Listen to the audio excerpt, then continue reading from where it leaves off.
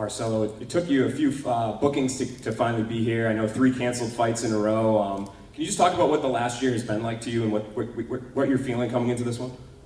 Oh man, I mean, the last year was really crazy for me. Have a lot of personal issues, have a lot of travel in Argentina, family troubles, but I always been positive. I surround with awesome people. I have an awesome team. Here's my friend Macio, Brandon Moreno. They're always supporting me. My guys in Tijuana also too. And I mean, and I take it as a growth because I actually didn't fight, but I do the camps. The personal growth was there. I mean, the fight is only the cherry on top, you know, but I evolved, and I'm not the same person as the last fight. Yeah, and I guess, you said you dealt with your personal issues, but the 3 bookings we knew about, it was your opponents that pulled out. So how do you stay positive when there's things like that are out of your control? Man, you gotta do that. I mean, what am I supposed to do? Just get depressed and man, I'm here to fight. So if they don't want to fight me, you know why it is. You know why it is. So.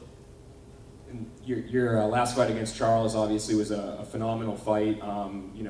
Back and forth. What were you able to kind of take out of that one? I think the fans liked it, but were you able to kind of pull anything out of it and improve on it? Yeah, I mean, it was a short notice fight. I took that fight on a bigger weight class and short notice, and I give the fan an awesome fight, and I really enjoyed that.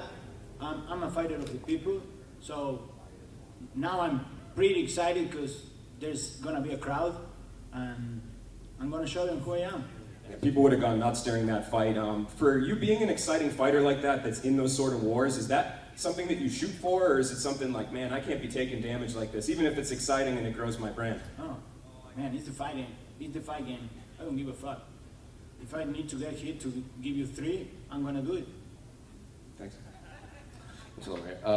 You're obviously fighting Kyler Phillips. He's coming off a pretty controversial decision loss. Did you think he won his last fight against Hallian? He won the first round. Yeah. But he wasn't be able to finish the fight. So that I think that's was a big issue in the fight because he just slowed his rhythm a lot because he wasn't be able to finish it. And Pavia went up. So yeah, I think he lost the fight. Yeah, a really close decision, but he lost it. And he was ranked at the time when he lost that fight, and he dropped out of the rankings. Now, after that fight, a lot of people thought he had either won or, at worst, it was a draw. So, are you still looking at him as like a top 15 fighter, even though he might not have that number next to him? For sure, man, for sure. I mean, the matchmaker put this fight because they know what I bring to the table, and I'm gonna take his spot. If I can knock him out, submit him, then give me the 15. He has a lot of decision wins, but outside of that, he has I think 5 or 6 knockouts, not a lot of submissions. So does anything stand out about his game outside of his striking? Man, he's a pretty good fighter. He moves a lot. He kicks pretty well. He uses a lot of his jab. But I'm a really good fighter too. So I mean, we are here for a show. I think I saw on your Instagram you were standing in front of a banner. It said Nate Diaz. It's represent on it. And you were pointing out. Are you working with the represent team, or are you just there with Brandon? I'm working with the represent team. I'm part of Brandon Moreno's camp. So yeah, the guys help us pretty well. Marcelo over here. Hey, how you doing, man? Can you talk to me a little bit about what the Brandon Moreno effect is and how that's impacted you? Oh, that's a thing we come up when he won the title, because I call it the Brandon Moreno effect, because actually he make us believe that we can do this, and we can be among the greatest fighters of the world. And we've been trying, we've been training, we've been here for a lot of time. Man, it cost me 16 years of my life being in the UFC.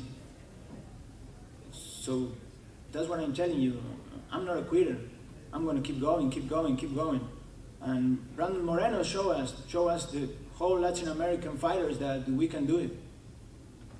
Very cool. I'm not sure if you've answered this question in the past previously, but can you talk to me a little bit about your celebration as well with the T-Rex? Oh, Where does that come from? yeah. So I'm gonna try to explain you really quick, but I was doing when Jurassic Park come. I have no brother or sister, but we're a pretty close family, and I got a lot of cousins, and we always been together. So I'm the bigger one. So when that movie come out, we just start playing with that. I was doing the Raptor. So the time I get to grow up, so I leave my country in 2015, and I start traveling around the world, just learning and growing, and didn't come back home. So one time I was fighting and get this pretty awesome knockout, and in my head was my family. So I just doing the Raptor, and they immediately know that I was there for them. Thank you.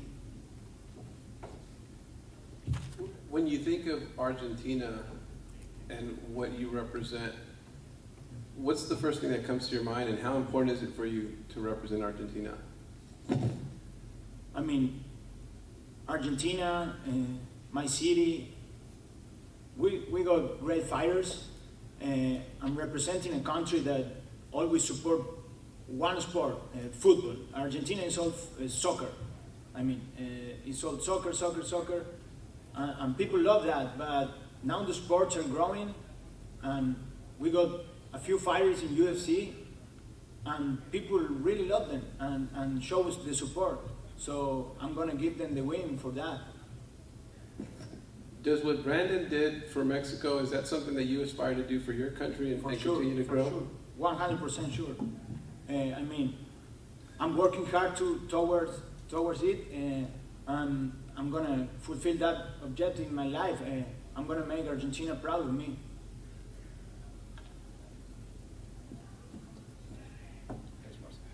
Oh, thank you. Thank you, guys. How do you do it? This is my first press conference. My English is pretty good, right?